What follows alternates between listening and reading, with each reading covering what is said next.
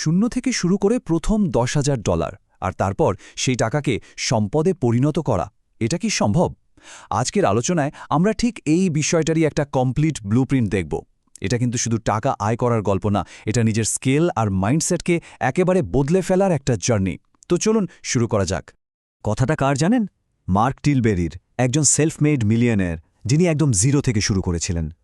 উনি বলেন, প্রথম $10,000 কামানোটা ছিল সবচেয়ে কঠিন, কিন্তু এটা শুধু টাকার চ্যালেঞ্জ ছিল না, আসল লড়াইটা ছিল নিজের মাইন্ডসেটের সাথে।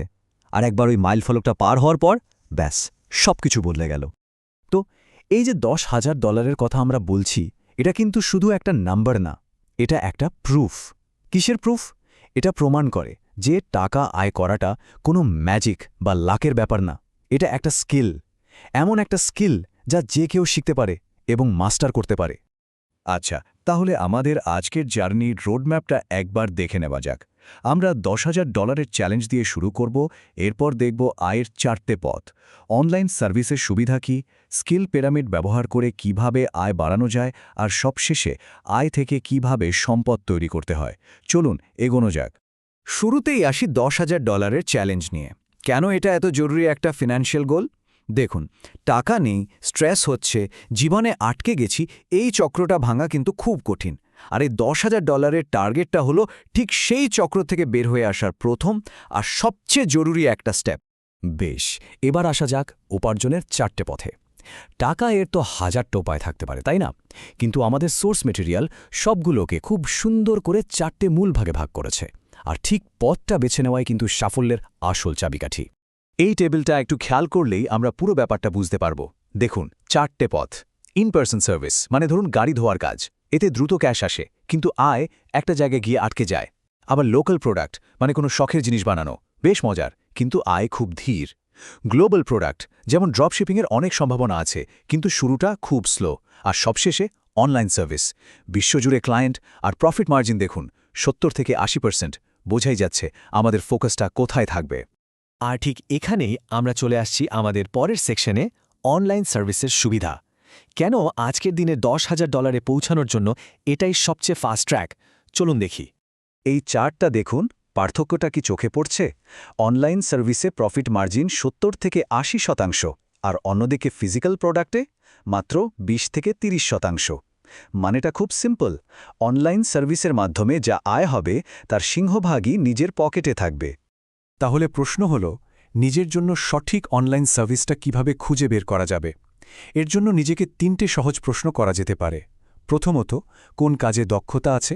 দ্বিতীয়ত, কোন জিনিসটা শিখতে সবচেয়ে বেশি ভালো লাগে? আর তৃতীয়ত, এমন কি সমস্যা আছে যার সমাধানের জন্য বিজনেসগুলো সবসময় লোক খোঁজে? আর এখানেই সবচেয়ে বড় ভুলটা অনেকে করে, শুরু করার আগেই পারফেক্ট হওয়ার চেষ্টা। কিন্তু আসল লক্ষ্যটা হলো আর্ন অ্যান্ড লার্ন, মানে আয় করার সাথে সাথেই শেখা। দরকার হলে কম দামে কাজ শুরু করতে হবে, কিন্তু রিয়েল ওয়ার্ল্ড এক্সপিরিয়েন্সটা পাওয়া, ওটাই সবচেয়ে জরুরি। আচ্ছা, এবার আসা যাক সবচেয়ে ইন্টারেস্টিং পার্টে, স্কিল পিরামিডে দক্ষতা অর্জন।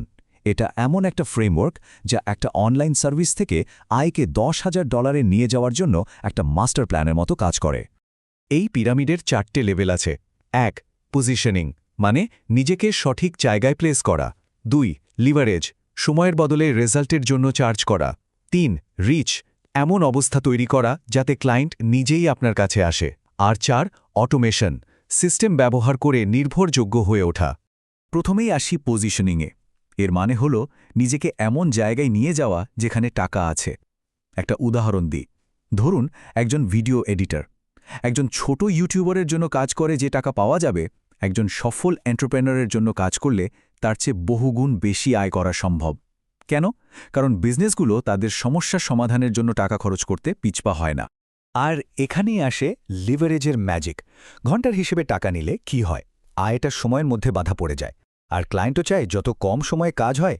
কিন্তু যখন ভ্যালিউ বা রেজাল্টের জন্য চার্জ করা হয়, তখন পুরো আলোচনাটাই বদলে যায়। তখন ফোকাসটা আর খরচের ওপর থাকে না, থাকে লাভের ওপর। আর তখন একজন সার্ভিস প্রোভাইডার খরচ থেকে একটা মূল্যবান সম্পদে পরিণত হয়। এবার আসি রিচ বা পৌঁছানোর ক্ষমতায়, মানে নিজের কাজটাকে নিয়মিতভাবে অনলাইনে শেয়ার করা। সোর্সে একটা দারুণ গল্প আছে।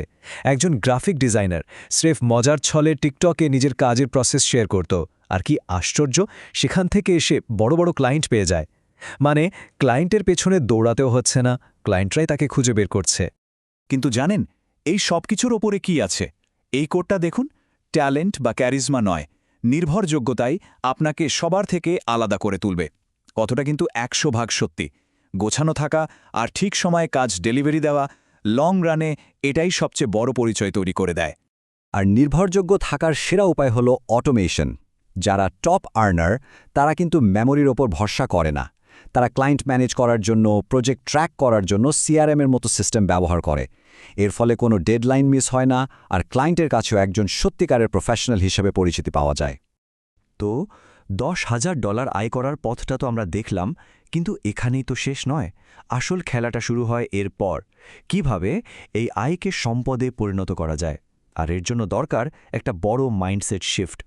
এই লাইনটা খুব গুরুত্বপূর্ণ।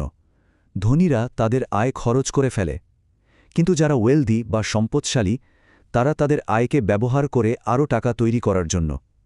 এটা শুধু একটা ট্যাকটিক্স না, এটা টাকা নিয়ে ভাবার একটা সম্পূর্ণ ভিন্ন দর্শন। তাহলে এই বাড়তি আয়টা বিনিয়োগ করা হবে কোথায়? এখানে ঝুঁকির মাত্রা অনুযায়ী কয়েকটা অপশন দেখানো হয়েছে। দেখুন, একদম কম ঝুঁকিতে আছে হাই ইল্ড সেভিংস, তারপর একটু বেশি ঝুঁকিতে ইন্ডেক্স ফান্ড, তার ওপরে ইন্ডিভিজুয়াল স্টক, আর সবচেয়ে বেশি ঝুঁকিতে ক্রিপ্টোকারেন্সির মতো অপশন। শুরুটা নিরাপদ জায়গা থেকে করাই ভালো। এই 10% সংখ্যাটা কিন্তু দারুণ ইন্টারেস্টিং। এটা হলো গত 10 বছরে আমেরিকার টপ 500টা কোম্পানির শেয়ার বাজারের গড় বার্ষিক রিটার্ন। মানে সিম্পলি একটা ইন্ডেক্স ফান্ডে বিনিয়োগ করে রাখলে লম্বা সময়ে সম্পদ বাড়ানোর এটা একটা পরীক্ষিত আর শক্তিশালী ইঞ্জিন। আর আগের স্লাইডের ওই 10% পরিসংখ্যানটাই এই কথাটা সত্যি প্রমাণ করে। মিলিয়নিয়ার হতে প্রতিদিনের 1 কাপ কফির দামই যথেষ্ট। ভাবুন তো, ছোট ছোট কিন্তু নিয়মিত বিনিয়োগ সময়ের সাথে সাথে কম্পাউন্ডিংয়ের জাদুতে একটা বিশাল সম্পদে পরিণত হতে পারে। তাহলে পুরো আলোচনা থেকে আমরা কি শিখলাম? 1. প্রথম $10,000 আয় করাটা একটা স্কিল, লাখ না। 2. অনলাইন সার্ভিস হলো সবচেয়ে বেশি মার্জিন নিয়ে সবচেয়ে দ্রুত আয়ের পথ। 3. স্কিল পিরামিড হলো আয় বাড়ানোর আসল ব্লুপ্রিন্ট। আর 4. সত্যিকারের সম্পদ আয় খরচ করে হয় না, আয়কে বিনিয়োগ করে তৈরি করতে হয়। তাহলে শেষ করার আগে এই প্রশ্নটা নিয়ে ভাবা যাক। টাকা আয় করা একটা স্কিল, আর সেই টাকাকে বাড়ানো একটা সিস্টেম। কোনটা আগে তৈরি করা দরকার?